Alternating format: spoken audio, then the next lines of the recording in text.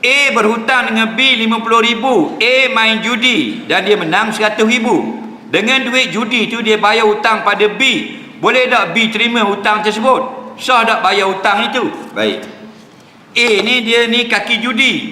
Dia berhutang dengan B 50,000. Satu hari dia pergi Genting Highland, dia main judi. Contohlah, atau dia tikar ekor.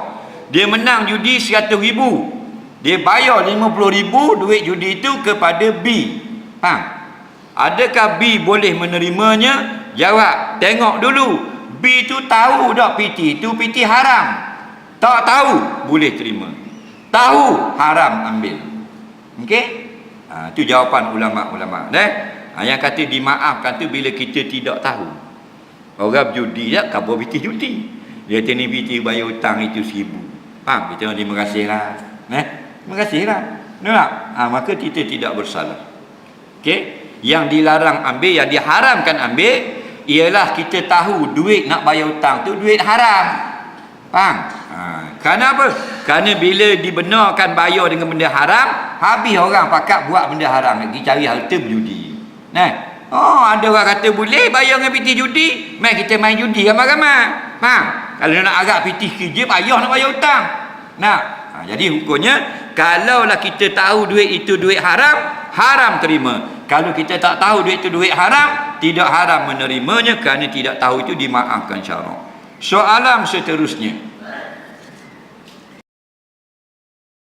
Macam satu orang, dia kena judi. Lepas tu dia dapat judi 100,000, dia main-main, pum, dia bagi kita 50,000. Apa ni? Tu aku hutang hang tak bayar hari tu. Weh, lah hang duit banyak ah. Apa? Kita minggu lepas kena judi. Kena judi. Boleh ambil duit tu? Boleh lah. Judi dia kena 50,000 duit dia hutang kita dengan dia. Hutang dia wajib bayar. Judi yang jawab depan Allah Ta'ala. Aku bukan ambil duit judi, aku ambil duit hutang. Kalau tidak, tuan-tuan tak boleh buka kedai makan. Setiap kali orang nak bayar, bagi tahu dulu duit mana. Jadi orang berhabak, dah makan dah kena RM200. Duit mana? Ni duit haram. Makan free je. Terima kasih ya.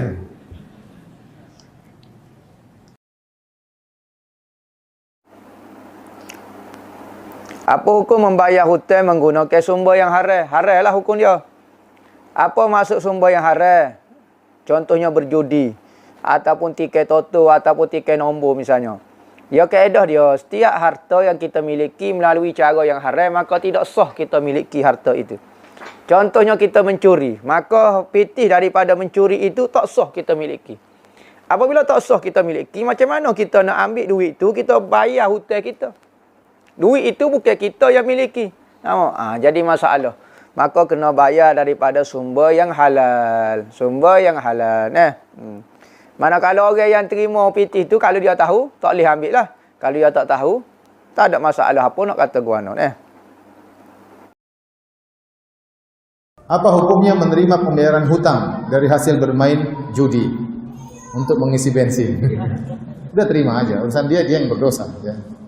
Antum dia punya hutang sama antum, dia bayar dengan urusan apa? Dia yang berdosa dia, bukan apa? Bukan antum. Beda kalau halnya dia membayar dengan uang curian yang antum tahu itu hasil curian. Maka antum bilang kembalikan. Jadi masalah uang haram ada dua model. Ada uang haram yang itu dihasilkan karena ridho. Contoh judi, sama-sama ridho, sama-sama memang ridho untuk main judi. Contoh uang haram dihasilkan karena zina.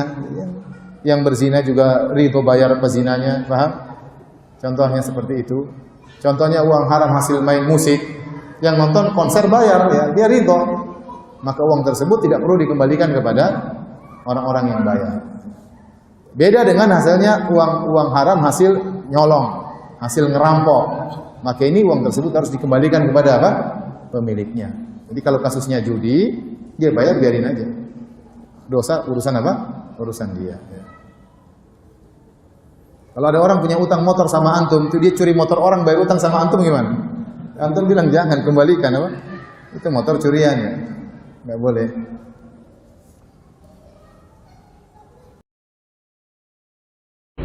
Ustaz, apa hukumnya membayar utang pakai duit haram? Misalnya dari hasil penjualan miras. Bapak pinjam duit saya, Ustaz Somad pinjam duit 1 juta. Iya. Ketika bapak bayar duit ke saya tak perlu tanya duitnya dari mana. Apakah jual babi, apakah pakai tuyul, apakah pakai mbak yul, apakah pakai setan. Yang penting hasilnya. Sama macam saya jual semen. Saya jual semen, 1 sak sekian. Tiba-tiba datang pembeli. Saya tak perlu tanya pembeli, kau mau beli semen? Iya, duit kau ini dari mana? Yang penting barang yang saya jual ini halal. Begitu juga sebaliknya. Kalau saya jual khamar, walaupun yang beli itu duitnya halal, jadi haram. Yang ditengok bukan sumber dari dia, tapi barang yang kita jual. Bagaimana hukum menagih utang, tapi kita tahu bahwa si pembayar utang membayar dengan uang haram, sementara kita dalam keadaan butuh darurat. Apakah kita berdosa dengan pembayaran utang tersebut karena dari hasil yang haram? Pertanyaan yang bagus ini.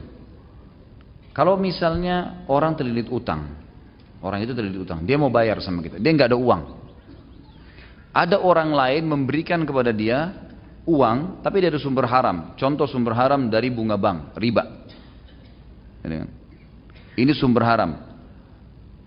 Sumber haram ini ada 2 macam. Ada sumber haram yang sifatnya kalau dikeluarkan oleh pemiliknya dia tidak pakai, seperti orang punya bunga bank, dikeluarin sama dia. Maka uang itu pindah kepada tangan yang lain sudah tidak haram. Seperti misal, diberikan kepada fakir miskin yang butuh sekali, rumahnya mau rubuh.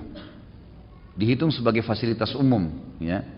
Karena uang yang tadinya riba itu sebenarnya, waktu ditarik, dia tidak pakai untuk diri sendiri, sudah menjadi hukum umum.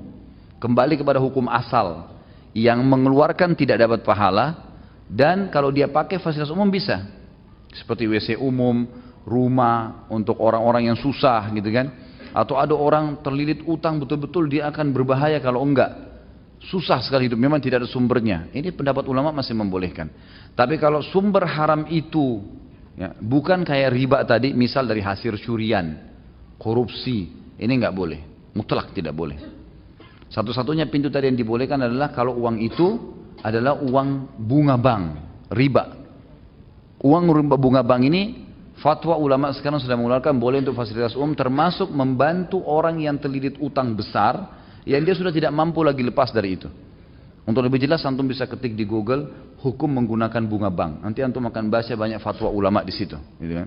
Maka akan sangat jelas di situ, agar jangan sampai nanti ada yang menganggap ini adalah pendapat saya pribadi. Maka bisa dilihat situ panjang lebar pendapat para ulama. Tentu saya tidak bisa bacakan semua, tapi seperti itulah gambarannya. Jadi dilihat nih.